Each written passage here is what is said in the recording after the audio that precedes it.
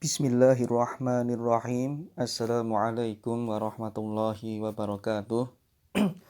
Allahumma sholli wa sallim wa barik ala nabiyyina Muhammad wa ala alihi wa sahbihi ajma'in, amma ba'du.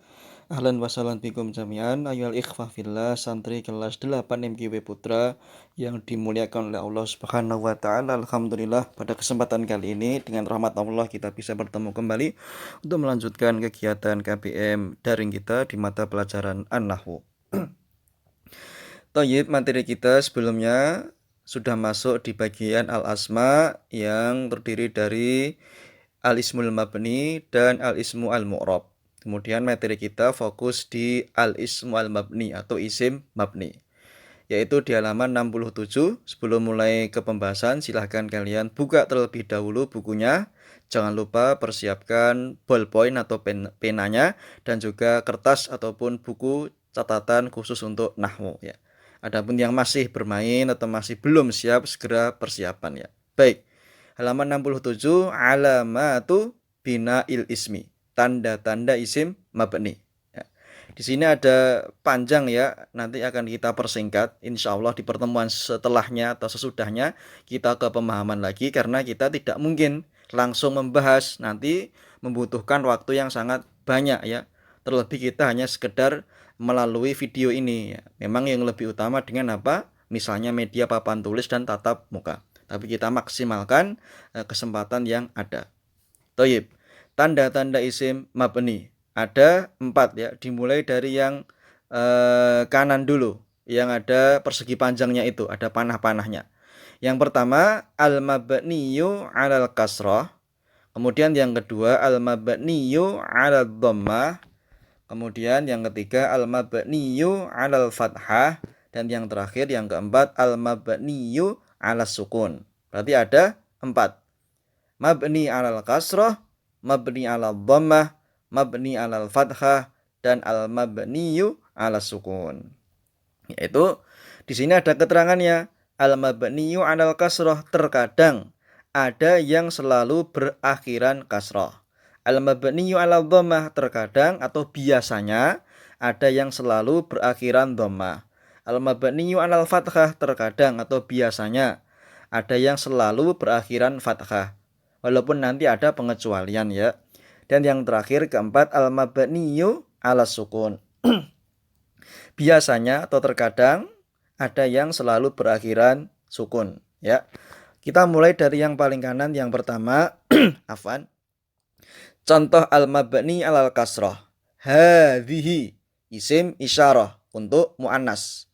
Ja'at hadhihi, ra'aitu hadhihi, marartu bi hadhihi. Perhatikan, karena yang kita pelajari ini isim mabni, tidak ada perubahan di akhir huruf dalam satu kata ya. Biasanya kalau yang mu'rab kita sering mendengar misalnya ja'a talibun, ra'aitu taliban, marartu bi talibin. Perubahan bun, ban, bin itu sudah kita lewati. Ya, sekarang yang mabni, yang tidak ada perubahan. Tetapi nanti i'rabnya yaitu berpengaruh. Contoh yang ini ya. Al-mabniyu 'alal kasrah. Contohnya apa? Hadhihi. Artinya ini. Kata isyarat petunjuk untuk muannas atau jenis yang perempuan. Penerapan dalam kalimat ja'at hadhihi, ini dalam tanda kutip seorang perempuan telah datang.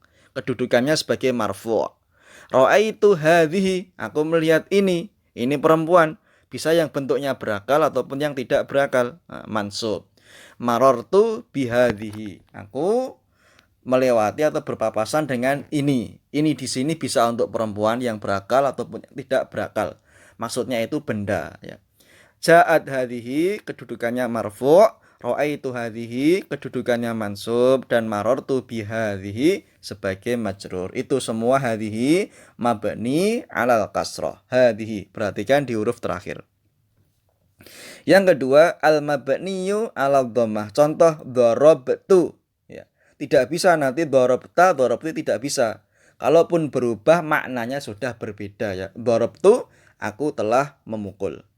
Yang ketiga al-mabniyu 'alal fathah. Contohnya darabta, kamu telah memukul ya. Tidak boleh dorobtu, dorobti, nanti maknanya berubah. Ya. Yang di sini yang kita pelajari yang mabni, kedudukannya. Ya, kadang bisa berubah itu i'rab, mu'rab, kadang tidak bisa itu mabni. Ya. Di sini tadi mabni alal kasroh, contohnya hadhihi.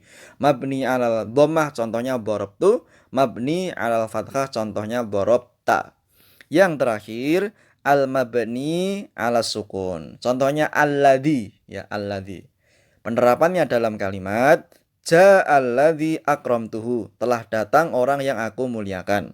Dia sebagai marfu ya kedudukannya ya.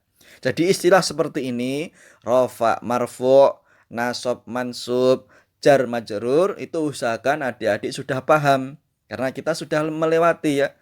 Walaupun minimal ya tahu gambarannya ya. Karena butuh apa? Saling melengkapi. Kalau dari awal kita nggak rajin, nggak mengikuti pelajaran, tidak menyimak apa yang Ustadz sampaikan, nanti sangat kesulitan ya, berat.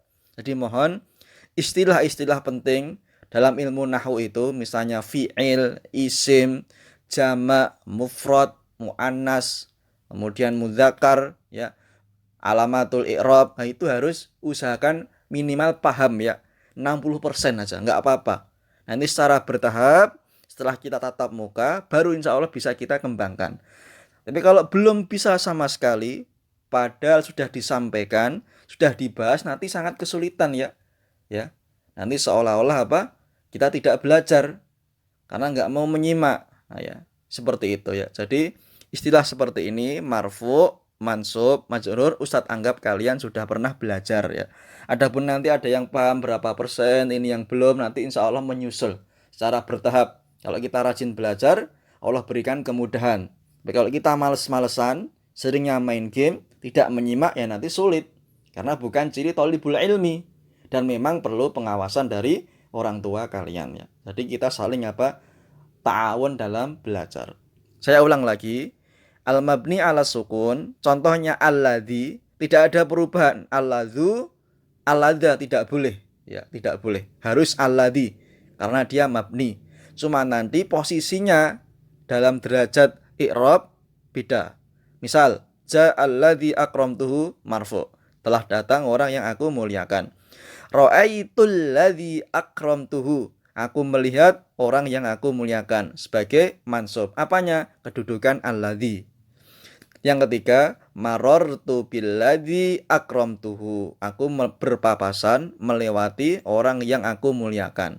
Alladzi di sini kedudukannya berubah-berubah. Kadang sebagai marfu, kadang sebagai mansub, kadang sebagai majrur. Dan yang marartu billadzi akramtuhu, dia sebagai majrur. Kaidahnya, contoh di atas menunjukkan bahwa isim mabni itu tidak akan berubah baik dari sebagai segi marfu ataupun mansub ataupun majrur ya. Maknanya tidak berubah, kedudukannya juga tidak berubah. Maksudnya apa? Perubahan harokat. Yang kita sering biasanya mendengar tolibun, toliban, tolibin, muslimun, musliman, muslimin berubah karena dia memang mu'rab, ya, tapi yang mabni tidak boleh. Ya. Cuma nanti kedudukannya di bagian i'rab ia berubah ya. Marfu'nya pas ketika apa, mansubnya pas ketika apa, dan majrurnya pas ketika apa. Adapun cara membacanya tidak. Hadhihi ya hadhihi terus. Baik sebagai marfu, baik sebagai mansub, baik sebagai majrur. Dorobtu ya dorobtu, dorobta dorobta, alladzi juga alladzi. Tidak boleh dibaca ja'alladzi akramtuhu. Ra'aitu ladza akramtuhu. Ra'aitu billadzi akramtu, tidak boleh. Harus senantiasa alladzi. Karena mabni tidak berubah. Harokat terakhir ya, tidak berubah.